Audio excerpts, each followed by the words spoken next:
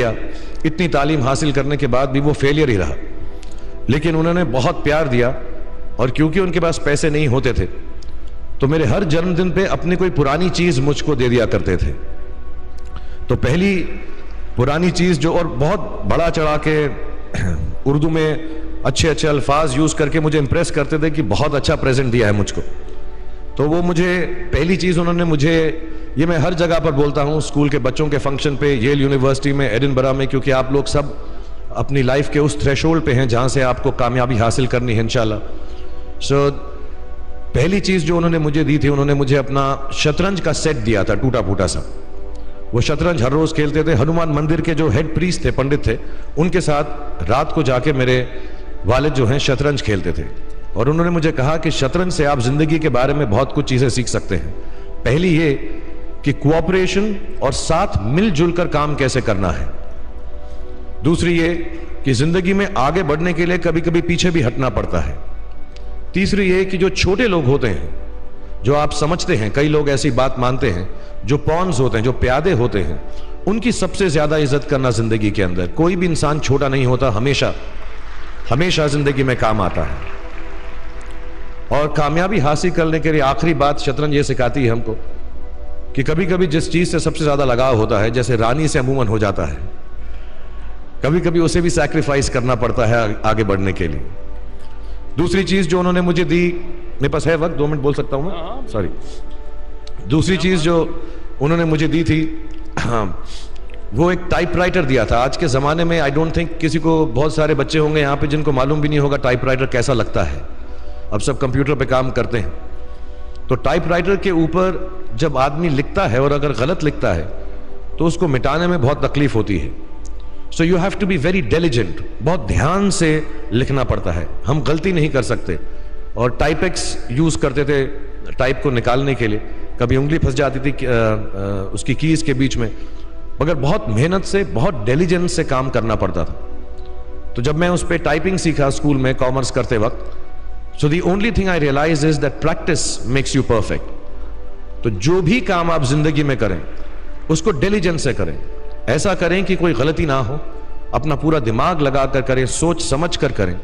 ऐसे करें कि यह काम जिंदगी में आपका पहला काम है और इसके बाद आपको मौका नहीं मिलेगा, और शायद यह काम आपका जिंदगी का आखिरी काम है, इसके बाद फिर मौका नहीं मिलेगा। So do it with that kind of diligence. तीसरी चीज उन्होंने मुझे एक कैमरा दी थी, क्योंकि बहुत गरीब थे, वो कैमरा चलता नहीं था बिल्कुल भी, सिर्फ उसके व्यू फाइंडर से बड़ी अच्छी अच्छी तस्वीरें दिख जाती थी, लेकिन खिंचती बिल्कुल भी नहीं थी। और इससे मुझे उन्होंने सीख दी कि जो हमारी क्रिएटिविटी होती है, हम जो भी, कभी कभी हमारी हॉबी होती है, कभी कभी हमारा उससे प्यार होता है, लेकिन हम उसको अपनी नौकरी नहीं बना सकते, अपना काम नहीं बना सकते। बहुत कम लोग ऐसे फॉर्चुनेट होते हैं जैसे मैं हूं कि जो मेरी हॉबी थी, जिस चीज से मुझे प्यार था, कलाकारी से, एक्टिंग से, वो मेरा पेशा भी बन गया।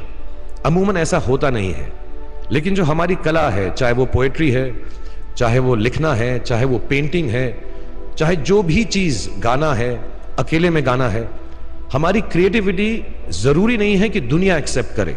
जैसे उस कैमरा की तस्वीरें दिखती नहीं है, लेकिन उसमें देखने से खूबसूरत लगता है हर कुछ, वैसे ही आपकी जो क्रिएटिविटी है वो अपने लिए रखें।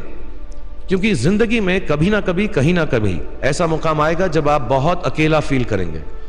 हो सकता है दुख का समय भी आए, उस वक्त आपकी जो क्रिएटिविटी है वो आपकी सबसे अच्छी दोस्त होगी, दुनिया उसको माने या ना माने। मैं बहुत खराब पोएट्री करता हूं, लेकिन जब भी दुखी होता हूं तो लिख लेता हूं। सराफ साहब से मैं अब सीखना भी चाहता हूं। मैं रेखता पे जाऊंगा, मुझे लगता है ये कमाल की साइट है, थोड़ी मैं शायरी वगैरह सीखूंगा। मेरी शायरी बहुत खराब है कि हमने तुम्हारी याद में रो रो के टब भर दिए, वो आए और नहा कर चल दिए।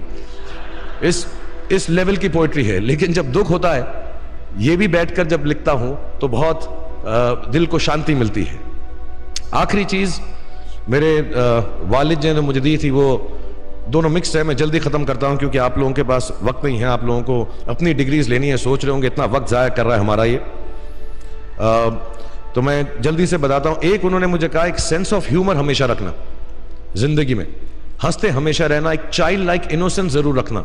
जैसे एक छोटे बच्चे की जो एक इनोसेंस होती है, जो उसका दुनिया की तरफ जो नज़रिया होता है बड़ा इनोसेंट सा होता है, उसमें कोई खामी नहीं होती, गलती नहीं होती, अभी दुनियावी बातें नहीं आई होती, तो वैसे ही रखना।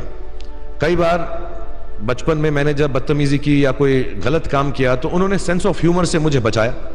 और जिंदगी भर अगर आप अपने ऊपर, अपने हाल पे, दुनिया पे, क्योंकि लोग आपसे हर कोई बात कहेंगे, अच्छी बात भी कहेंगे, बुरी बात भी कहेंगे, क्योंकि लोगों का काम है कहना। अगर आप उसको एक सेंस ऑफ ह्यूमर से देख सकेंगे तो जिंदगी जो है बहुत बेहतर रहेगी। And last not the least, what my father gave me, what my mother gave me and what your parents have given you, आपके जो पेरेंट्स हैं जो आपको दिया है, वो सबसे बड़ी गिफ्ट है, गिफ्ट ऑफ लाइफ। जिंदगी की जो जिंदगी एक खुद ही सबसे बड़ा तोहफा है हमारी जिंदगी, और उसको वैसे ही ट्रीट कीजिए। जिंदगी के अंदर जो भी मुकाम आए, जैसी भी चीजें हो, अच्छा हो बुरा हो, कभी अंधेरा हो कभी उजाला हो, हर चीज को रिस्पेक्ट कीजिए और जिंदगी में ग्रेस रखिए हर इंसान की तरफ। हर इंसान जो भी आपसे जो भी बात करेगा वो अपनी मुसीबत के हिसाब से करेगा, अपनी हैसियत के हिसाब से करेगा, कभी गलत बात भी बोलेगा, ऊंची बात भी बोलेगा। जब आप काम करेंगे, जब आप बड़ी बड़ी कंपनीज के अंदर नौकरी हासिल करेंगे, आपका हमेशा झगड़ा रहेगा, जो मेरा जूनियर है वो ऐसी बात करता है, मेरा सीनियर जो है ऐसी बात करता है। लेकिन सब जो हैं जिंदगी से जूझ रहे हैं, इस जिंदगी में कुछ बनने की कोशिश कर रहे हैं। सो वो ग्रेस जो है, वो लीवे जो है, हर किसी को दीजिएगा जो आपके साथी हैं, जो आपके साथ साथ काम कर रहे हैं, जो आपका साथ काम नहीं भी कर रहे और जो आपका साथ नहीं भी दे रहे। ग्रेस से बड़ी चीज आप जिंदगी को वापस नहीं लौटा सकते। ये 4-5 चीजें याद रखिएगा। याद रखिएगा, नहीं रहे तो कोई बात नहीं। आप लोग बहुत कुछ अभी इस जगह पर इल्म हासिल कर चुके हैं और मुझे उम्मीद है और मुझे यकीन है कि आप जो भी करेंगे जिंदगी में बहुत कामयाब होंगे। और फिर से मैं मौलाना आज़ाद नेशनल उर्दू यूनिवर्सिटी का शुक्रिया अदा करना चाहूँगा कि मुझे यहाँ पर बुलाया, आपसे मुखातिब होने का मौका दिया।